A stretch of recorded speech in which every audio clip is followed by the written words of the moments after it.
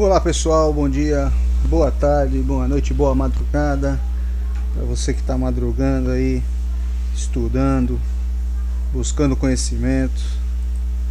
Hoje o nosso assunto vai ser direito constitucional. Deixa eu voltar aqui a apresentação, minimizar aqui. É isso aí pessoal, como temos conversado aí nos outros vídeos, né? Toda segunda-feira português para concursos, quarta-feira é a cota constitucional, trazendo conteúdo de direito constitucional, e sexta-feira a gente sempre traz aí algumas questõezinhas, vídeos com questões comentadas, resolvidas, para que a gente possa estar treinando aquilo que a gente está aprendendo, tá ok? Uma forma muito boa de estudar é resolvendo questões, é treinando, para quando chegar no dia do jogo a gente está preparado e executar aquilo que foi treinado e ensaiado, correto? Hoje direito constitucional, nossa capinha de sempre, tá aí algumas informações sobre os direitos fundamentais, a nossa Constituição, que é de 22 de setembro de 88. Vou deixar na descrição do vídeo aí o link ao qual você pode acessar, e lá você tem de forma online, gratuita e sempre atualizada a nossa Constituição. É importante estar lendo a lei seca, tá ok? Porque muitas das vezes as questões da prova vêm e te pede a lei seca. Se você tiver decorado a lei seca e entendido, você responde de forma tranquila, é ponto ganho na prova. Então é importante estar sempre lendo a lei, além de estar assistindo às aulas, lógico, entendendo a doutrina. É importante também estar lendo as leis, tá? Tá aí a foto da nossa Constituição, conhecida também como Constituição Cidadã, e o assunto de hoje, título 2 dos direitos e garantias fundamentais, é o carro-chefe dessa matéria de direitos constitucionais. Ele não somente cai, mas despenca em provas de concurso, tá? É um assunto extenso, vocês podem ver do artigo 5º ao 17º da Constituição Federal de 88. Então o que a gente vai fazer? Esse vídeo de hoje vai ser uma introdução do assunto, tá ok? Vocês vão ter uma visão um pouco ampla do que é o assunto, né? Do que fala esse título 2, e nós vamos separar cada item, vamos fazer em cada vídeo de forma mais detalhada, trazendo mais informações, trazendo o melhor conteúdo possível para vocês, tá ok? Então hoje vai ser só uma breve introdução para a gente entender o que é esses direitos e garantias fundamentais, tá ok? Vamos lá. Os direitos fundamentais, ele tem uma lista, uma classificação, a qual trazem para nós alguns itens, tá? É de uma forma de uma lista mesmo. O primeiro item dessa lista são os direitos individuais e coletivos, tá ok? O segundo item são os direitos sociais. O terceiro é o direito à nacionalidade. O quarto são os direitos políticos. E o quinto, partidos políticos. Se a gente for pegar lá a Constituição, vocês vão ver que nesses títulos aí vai ter os capítulos. Vai falar dos direitos individuais e coletivos, vai falar dos direitos sociais, nacionalidade, políticos, partidos políticos. Então, do artigo 5º ao 17º vai estar dividido nesses tópicos aí, tá ok? Lembra quando a gente falou da cláusulas pétreas?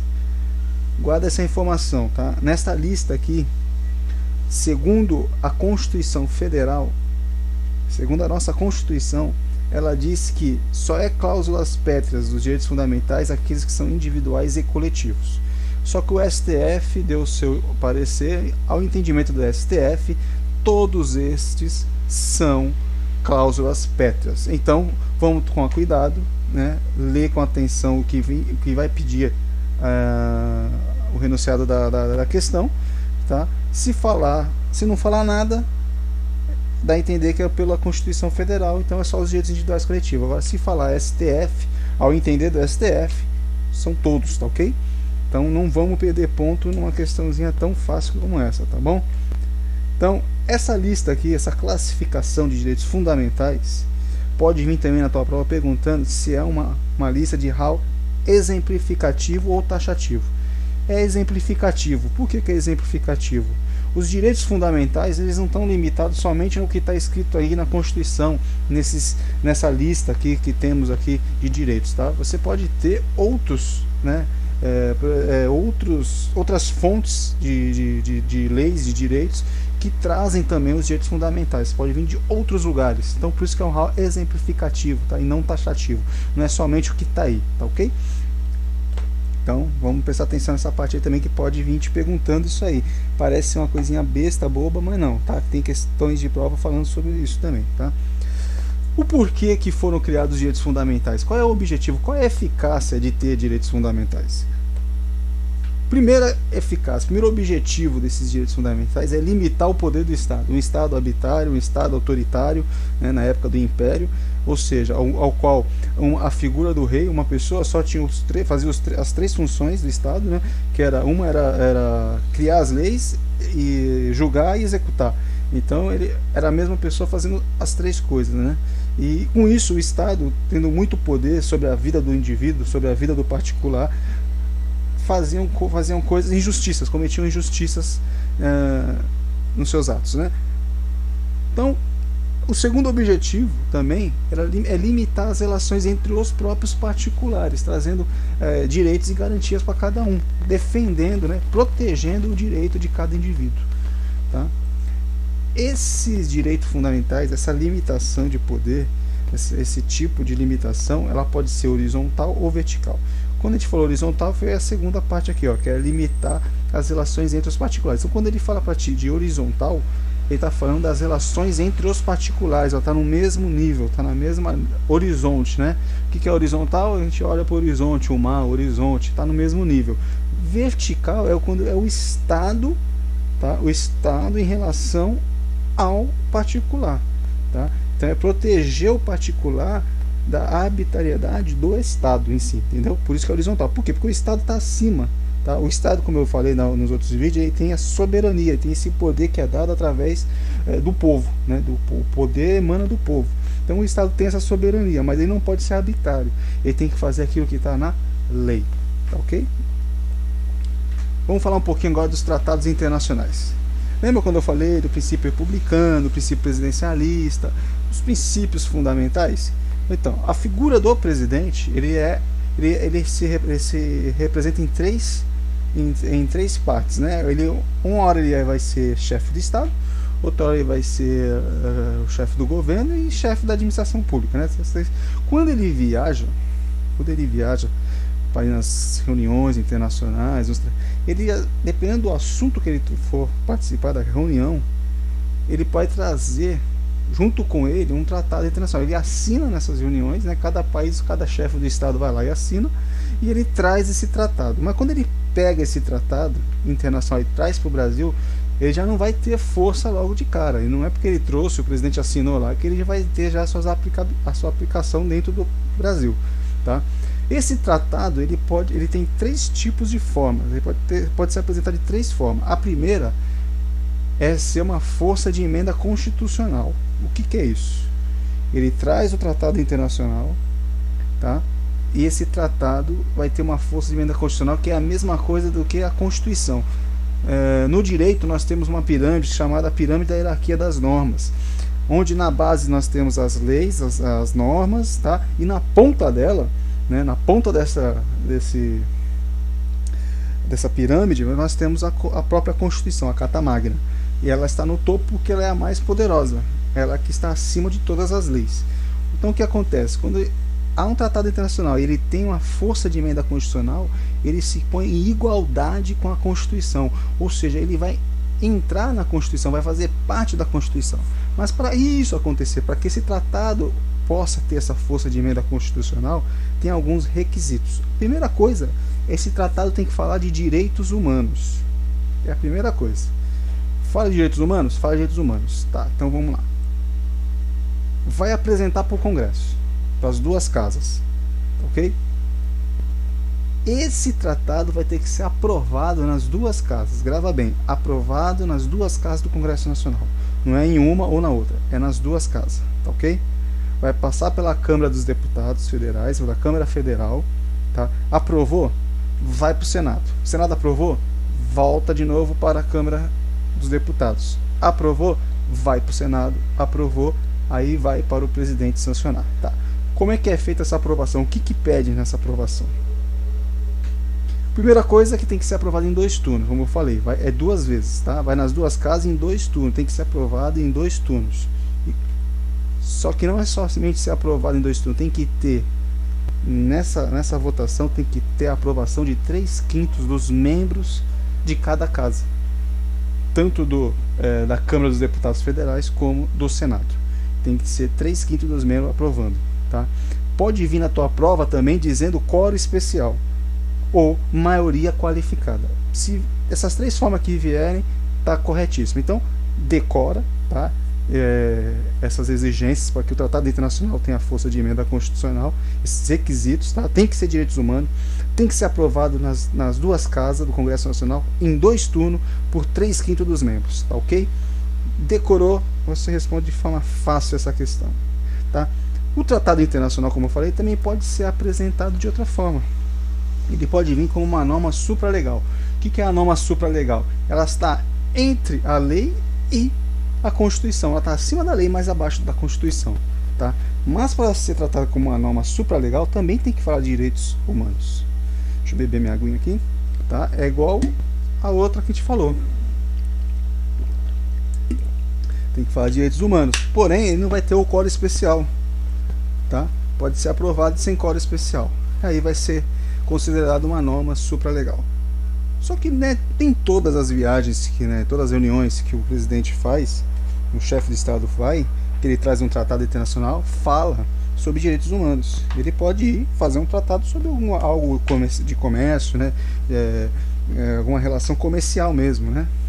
Então, quando é alguma coisa que não é de direitos humanos, outros temas, aí ele vai virar uma lei ordinária, tá? Ele vai vir, apresenta para o Congresso, dando tudo certo, sendo aprovado por lei sem quórum especial, vira uma lei no Brasil e fica ali na base da pirâmide, tá ok? Então, há 3 formas do Tratado Internacional se apresentar no Brasil. Uma é como emenda de força constitucional, outra é norma supralegal e lei ordinária. Decora isso aí, tá? Recapitulando, se for emenda constitucional, ter força de emenda constitucional, tem que falar sobre direitos humanos, falar não somente direitos humanos, mas também tem que ser apresentado no Congresso Nacional, tem que ser aprovado nas 2 casas, em 2 turnos, por 3/5 dos membros, tá ok? Então, vamos falar agora das gerações. Cai bastante também gerações. O que o examinador vai querer fazer? Ele vai querer te confundir, tá? São 5 gerações, geralmente cai só as 3 primeiras, tá ok? Que são as que mais caem mesmo, tá? Ele vai te falar um item da primeira geração e vai falar para ti que é da 3ª geração. Vai tentar te enganar aí. Então a gente tem que decorar essas gerações. Primeiro a gente decora e depois a gente tem que entender o que significa cada uma delas. Por quê? Porque a gente vai ver que os direitos e as garantias fundamentais, eles vão se espalhar nessas gerações aí. Cada direito deles vai fazer parte de uma dessas gerações. A primeira geração é a geração que fala da liberdade, a conquista da liberdade. Houve um movimento intelectual muito grande há muitos anos atrás, né? Não só no Brasil, como no mundo em si. E esses direitos, essa geração brigou pelo direito à liberdade, a liberdade individual, a liberdade de escolha, né, dos particulares, dos indivíduos, das pessoas, tá? E com essa conquistou essa liberdade, fez com que o povo particular conseguisse se defender, tivesse ações de defesa contra o Estado, contra aquele Estado autoritário, entendeu? E com isso o Estado ele não podia mais interferir, né, nas ações do indivíduo, né, nas escolhas do particular. Então, com isso, por que ele fala aqui que o status é negativo do Estado? Porque o Estado já não podia mais interferir. Então, direitos de primeira geração fala de direito à liberdade, é um direito individual e é uma defesa do indivíduo com a ação do Estado, tá ok? Então, grava isso aí, liberdade, individuais, defesa e negativo do Estado. Com essa liberdade, né, com esses direitos individuais, aqueles que eram mais favorecidos socialmente falando, aqueles que tinham condições melhores, fazendas, né, condições de dinheiro, intelectual melhor, mais inteligentes, eles obtiveram mais vantagens. Vendo isso, essas vantagens que alguns obtiveram com essa conquista, foi feita uma segunda geração, de direitos fundamentais, ao qual traz briga, né, pela igualdade, busca diminuir essa desigualdade social. Por isso que está aqui, ó, igualdade e sociais. Por quê? Porque são programas sociais que foram feitos para diminuir essa desigualdade, e é uma prestação positiva do Estado. Por que prestação positiva? O Estado teve que colocar dinheiro, o Estado teve que interferir. Voltando na primeira geração, um exemplo, tá? Só para a gente entender um pouquinho aí, um exemplo de direito fundamental da primeira geração é o direito político. É o direito que o indivíduo tem, que o cidadão tem, de poder votar, tá? De escolher quem vai representá-lo no poder, quem vai ser o seu representante, tá ok? Na segunda geração, uns exemplos, né, você pode ter na área social, cultural e econômica. Social, é só a gente ver o Bolsa Família, Bolsa Gás, Bolsa Escola, são programas do governo que fazem com que diminua um pouco a desigualdade social, né, das pessoas que não têm essa mesma condição, tá ok? Quando a gente fala social é isso, quando a gente fala cultural é quando o governo ele traz programas culturais, shows de artistas, né, e de forma gratuita, tá, para que o povo possa ter acesso à cultura também, tá? E a parte econômica são os programas aí de Minha Casa Minha Vida, que ajuda aquele que não tem condição de comprar um imóvel próprio. O governo vai lá e subsidia a entrada desse imóvel e ajuda o pobre a poder comprar, né, a pessoa a poder comprar o seu próprio imóvel. E a terceira geração, essas são as três gerações que são a que mais caem em prova, tá ok? Que fala da fraternidade, tá? Da coletividade, do progresso. O que é isso? Amplia, a terceira geração ela amplia as conquistas da primeira e da segunda geração. Tá? E por que é a coletividade? Porque já não é mais um indivíduo, não é mais um grupo social, mas sim todos, tá? Quando a gente fala de meio ambiente, de preservação do meio ambiente, a gente não está beneficiando o rico ou o pobre, ele está beneficiando os dois, tá ok? Então, por isso que é coletividade, abrange a coletividade, tá? Progresso é a busca o progresso humano, né? Quando faz descobertas de vacina, de curas de doenças, esse tipo de coisa, como nós estamos tendo agora com o Covid-19, que estão buscando, estão fazendo pesquisas, estão se envolvendo, né, vários países se envolvendo na busca de uma cura, de uma vacina para poder combater esse vírus. Então, isso estamos vivendo uma geração, a terceira geração, estamos vivendo a geração da fraternidade, entendeu? Tá ok?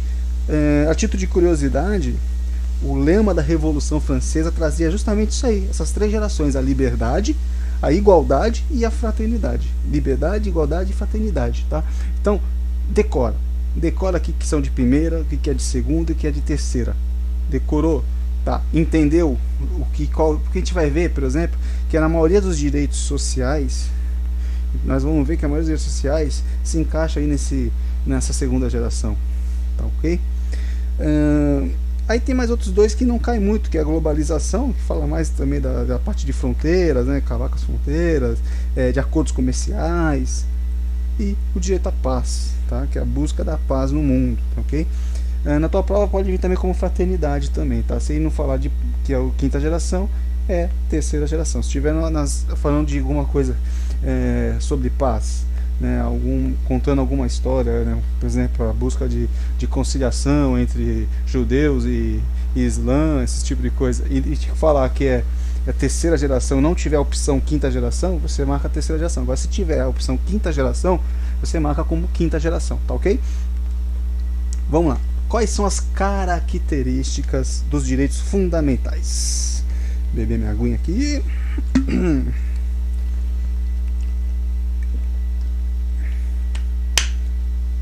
Primeira coisa que nós temos que entender, a primeira característica aqui é a limitabilidade.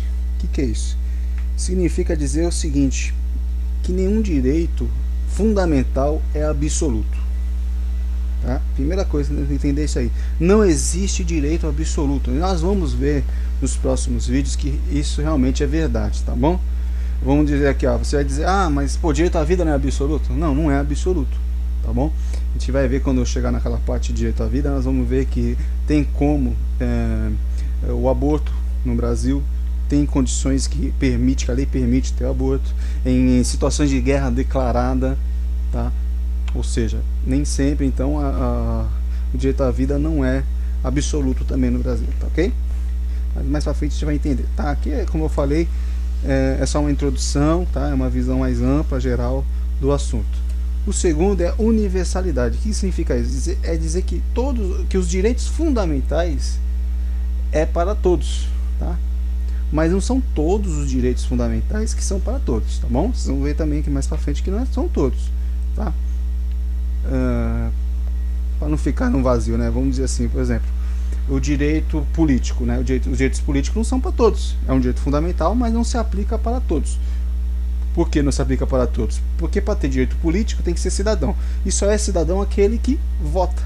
Aquele que vota que pode ser votado. Por exemplo, quem for menor de 16 anos não pode votar. Então ele não tem o direito político.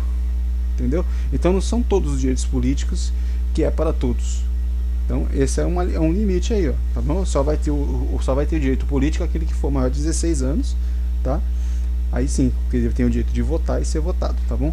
E tem os estrangeiros também que não têm direito político no Brasil, né? Aqui, proibição do retrocesso. O que significa proibição do retrocesso? Ele está dizendo o seguinte: se conquistou um direito, ele não pode voltar para trás, ele só pode ir para frente. Ele pode parar ali ou ir para frente. Tá? Um exemplo prático, né? Quando teve muitas manifestações pedindo a volta da ditadura. A democracia em si já é um direito conquistado pelo povo, então não pode voltar. Voltar à ditadura é você retroceder num direito que a gente conseguiu, que é o direito à democracia. Então não pode. Um outro exemplo também que dá para trazer para nós aqui é o casamento homoafetivo, tá? Não pode mais voltar atrás. Se já conquistaram, se o movimento LGBT, se o movimento homoafetivo conquistou esse direito, já não pode mais voltar. Então não tem como tirar mais esse direito deles, entendeu? Ou seja, daqui para frente é só alcançando mais direitos, tá? Então por isso que fala proibição do retrocesso, tá ok? Concorrência, ou seja, um direito não concorre com o outro, tá? Você pode ter o direito à vida e o direito a ir e vir. Um vai concorrer com o outro, não tem isso, tá? E esse aqui também é muito importante entender, a complementariedade. O que é isso aí? É olhar o direito, não olhar o direito de forma isolada, tá ok? Por exemplo, uma questão de prova pode te trazer uma situação e perguntar para você qual desses direitos que vai sobressair. Aí a gente tem que entender, tá? O que é isso? Por exemplo, vamos dar um exemplo de uma pessoa pública, né? De um político, né? De um presidente, por exemplo, um governador, que seja, né? Um chefe do executivo. Ele tem a sua vida pública. E quando ele está agindo como uma figura pública, como um chefe de Estado, um chefe de governo, ele dá o direito aos outros à informação, o direito à informação. Por exemplo, você vê o presidente descendo a rampa e os repórteres, os jornalistas foram lá e tiraram foto e colocaram lá. Ele não pode chegar lá e querer processar. Não, mas tiraram foto minha, não. Ali é a figura do presidente. Ele está com uma figura de um presidente, com a figura de um governador. Então é o direito à informação. Agora, quando ele está no seu âmbito familiar, dentro da sua casa, na sua intimidade, esse direito que ele tem à intimidade sobressai ao direito da informação. Vocês entenderam? Ou seja, no seu âmbito familiar, na sua intimidade, né, dentro da sua casa, por exemplo, ninguém tem o direito de invadir a intimidade do homem público em si, entendeu? É isso, mais ou menos isso aí. Vai te perguntar qual o direito que vai sobressair o outro nesse caso, ok? Vai depender do contexto, depender da história que vai te apresentar. Agora, quem são os titulares? Tá? Quem é o titular dos direitos fundamentais? Os brasileiros, né? Aqui no Brasil, no caso, né? Os estrangeiros residentes no país. Aí eu faço uma pergunta: é só os estrangeiros que moram no Brasil? Como é que faz então quando teve a Olimpíadas, a Copa do Mundo, ou quando eles vêm aí de fazer um passeio turístico, né, os turistas? Eles não têm direitos fundamentais, ou seja, qualquer um pode chegar lá e matar eles. Eles são gringos mesmo, são estrangeiros, não tem direito fundamental. Não. O STF trouxe aí, né, a interpretação. Quando fala residente, não quer dizer que mora no Brasil, que está no Brasil. Está no Brasil, é estrangeiro. Está no Brasil, tem direito fundamental, tá ok? Então vamos tomar cuidado com isso aí para não cair nessa pegadinha aí, coisinha bem boba aí, fácil de responder. E pessoas físicas ou jurídicas, tá? As empresas também têm alguns direitos fundamentais, né? Vai ler, lógico, depende da sua natureza, né? Uma pessoa jurídica não tem direito a direito político, não tem o direito de locomoção, de ir e vir, né? Então, não são todos, como eu falei, não são todos os direitos, mas aquilo que se caracteriza dentro da sua natureza, sim, ela tem o direito, tá? Ela tem o direito de entrar com uma ação na justiça, fazer algum processo, alguma coisa que ela sofreu, né? É um direito que ela tem. E qual é a aplicabilidade, ou seja, a eficácia desses direitos? O que é isso? É a capacidade. A aplicabilidade é a capacidade que uma norma, que um direito fundamental tem de produzir efeitos.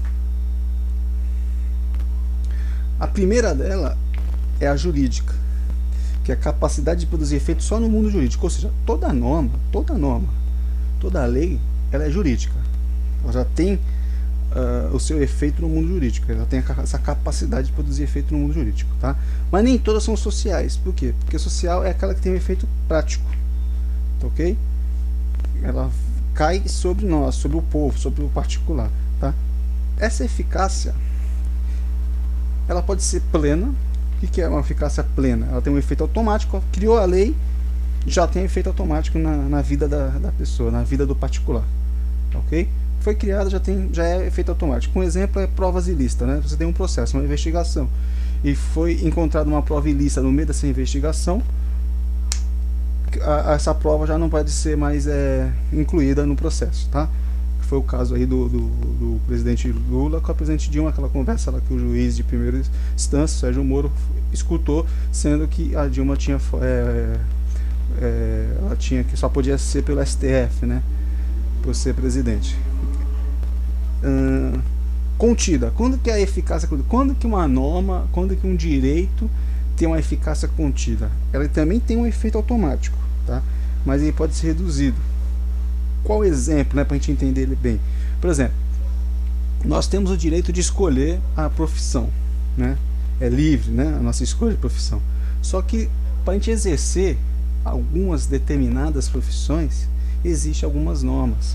Por exemplo, se eu quiser ser advogado, eu tenho que fazer bacharel de direito e passar em exame de ordem, né? Se eu quero ser engenheiro, eu tenho que fazer a faculdade também, bacharelado em engenharia, ter lá o CREA para poder exercer minha função de engenheiro, mesma coisa médico. Agora, se eu quiser, por exemplo, ser um frentista, se eu quiser ser um pintor, se eu quiser ser vendedor, ou seja, não me impede, não tem nada na lei que me impeça de ser, entendeu? Mas, se caso for um advogado, como eu dei o exemplo, você pode ser, mas você vai ter que seguir o que a lei determina para poder ser um advogado. Então, por isso que é contida, efeito automático, mas que pode ser reduzida, tá, ok? E tem aqueles que é a limitada. O que é a limitada? Ela depende de uma lei para produzir efeito. Está lá na Constituição, tá? A maioria dos direitos sociais, vocês vão ver lá, que vai estar lá na Constituição, mas a maioria deles vai depender de uma lei para poder ter aplicação, tá? Um exemplo que eu posso trazer, por exemplo, que é proibido o uso de drogas, proibido o tráfico de drogas, tá? Mas o que é droga, né? Então tem que ter uma lei que determine o que é a droga, tá? Por exemplo, quando foi criada também a Constituição, fala da tortura, né? Só que não tinha uma lei explicando o que é tortura. Então foi preciso criar uma lei que falasse o que é a tortura. Ou seja, até então ninguém podia ser preso por prática de tortura, porque não foi falado o que é tortura, entendeu?